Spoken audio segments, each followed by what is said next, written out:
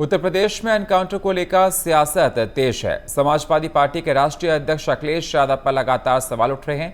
वहीं योगी सरकार से कानून कार्रवाई के कड़े कदम मान रही है, लेकिन बीते कुछ दिनों में एनकाउंटर और बुलडोजर पर सियासत जारी है। इसी को लेकर हमारे संवाददाता ने कैबिनेट मंत्री योगेंद्र उपाध्याय से खास बातचीत की है। देखिए रिपोर्ट। उत्तर प्रदेश सरकार के कैबिनेट मंत्री योगेंद्र उपाध्याय जी हमारे साथ बातचीत करने के लिए हैं।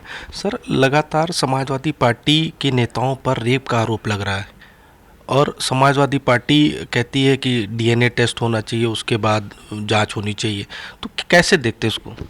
देखिए, समाजवादी पार्टी में रेपिस्ट अपने आप को संरक्षित और संवर्धन होता है, संरक्षित मानते हैं। वजह यह है कि मुलायम सिंह जी यादव जो इनके पहले नेता थे, वो जब इस अपराध को मनोविज्ञान से जोड़ते हैं कि वो कहा करते थे कि साहब इस उम्र में लड़कों से गलतियां हो जाती हैं, यानी अप्रत्यक्ष नहीं, सीधा सीधा प्रत्यक्ष रूप से ऐसे अपराधियों को संरक्षित करते थे। ऐसे ही इनके पुत्र अखिलेश यादव जो आज नेता हैं उस पार्टी के, वो कहते हैं कि साहब किसी ऐसे अपराध से पहले डीएनए टेस्ट होना चाहिए, पॉलीग्राफी टेस्ट होना चाहिए, उसे वो विज्ञान से जोड़ते हैं। इसलिए वहाँ पे ऐसे अपराधी संरक्षित महसूस करते हैं।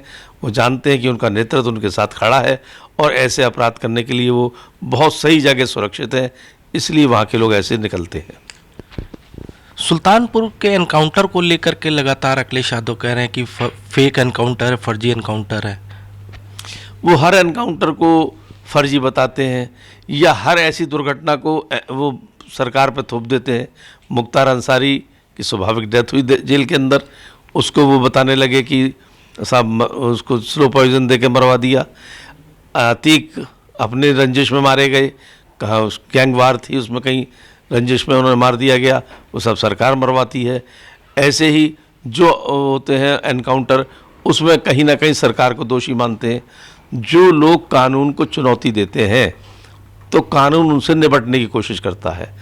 जो लोग कानून के आगे आत्मसमर्पण करते हैं उनके तो कभी एनकाउंटर नहीं हुए, वो कभी मुठभेड़ में नहीं मारे गए।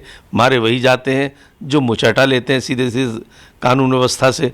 तो उनका जब मुठभेड़ होती है आपस में, तो कभी पुलिस वाले भी घायल होते हैं तो कभी वो लोग भी।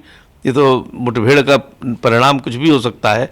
ज़्यादातर जब अपराधी मारे जाते हैं तो ये इनकी नियति है, इनकी चिति है कि अपराधियों के साथ खड़े होते हैं। ऐसा क्यों लगता है कि वो लगातार कई अगर देखा जाए तो अभी जिस तरीके से यादव का एनकाउंटर हुआ सुल्तानपुर में, उसको लेकर के ज़्यादा कुछ अखिलेश यादव भड़के दिख रहे हैं?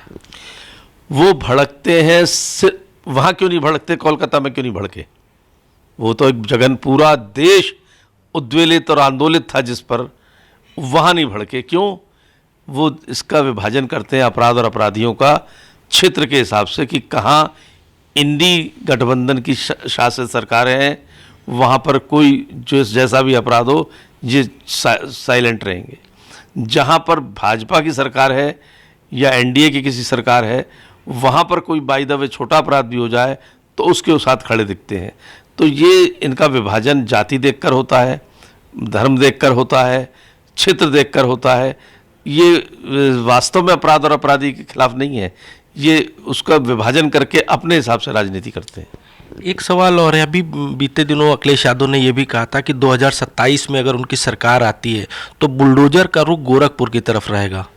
मुंगेरी लाल के हसीन सपने ही क्या क्या, मैं इस बात को समाप्त करूंगा। मुंगेरी लाल जैसे सपने देख रहे हैं। बहुत बहुत धन्यवाद। ये थे उत्तर प्रदेश सरकार के कैबिनेट मंत्री जिनका कहना है कि अखिलेश यादव मुंगेरी लाल के हसीन सपने देख रहे हैं। लखनऊ से आशीष कुमार वर्मा, प्राइम न्यूज़।